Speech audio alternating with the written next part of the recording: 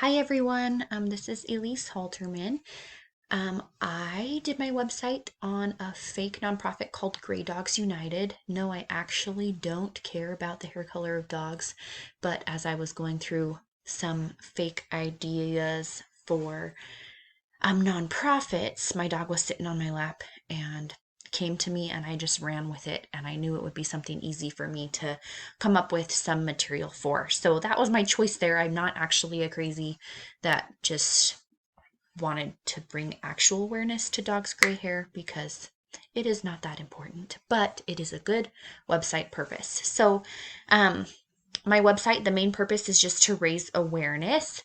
If you scroll down, you'll see that my call to action is just if you care, share the hair. My whole purpose was just to get people to share information so that dogs didn't feel out of place and feel like they were being judged because their hair was gray.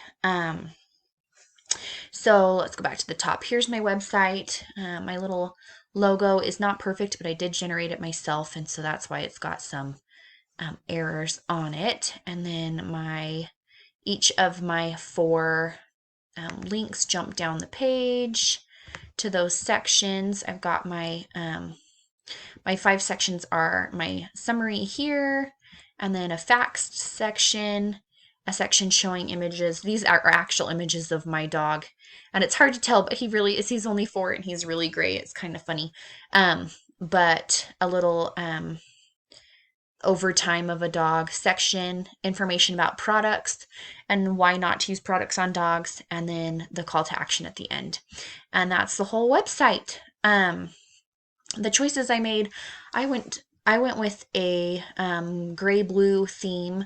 I chose that because I think the gray appeals to the cause a lot, and then I knew that the grays and the blues would match the photos and would pull some of the colors out of the images.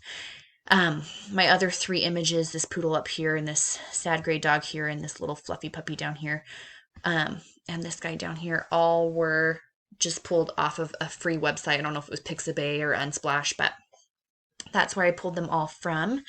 Um, and yeah, so I wanted it to not just be photo on one side, text on the other side, and then photo on this side and text on the other side. So I tried to change it up. I did use grid layout here in this center section, which was fun for me to get to play with the grid. And then in one of my other classes, we were working on stretching a photo for a full section.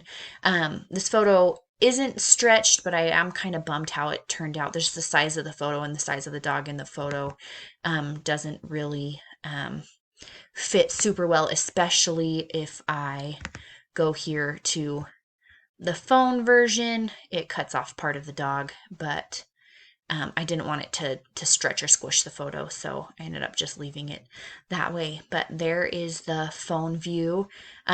I know I'm going to lose points because this section right here, I was planning on doing where you could click through the three photos, but I couldn't figure out a way to easily do that without incorporating JavaScript, and so I decided to just leave it as scrolling through. But there is my phone view.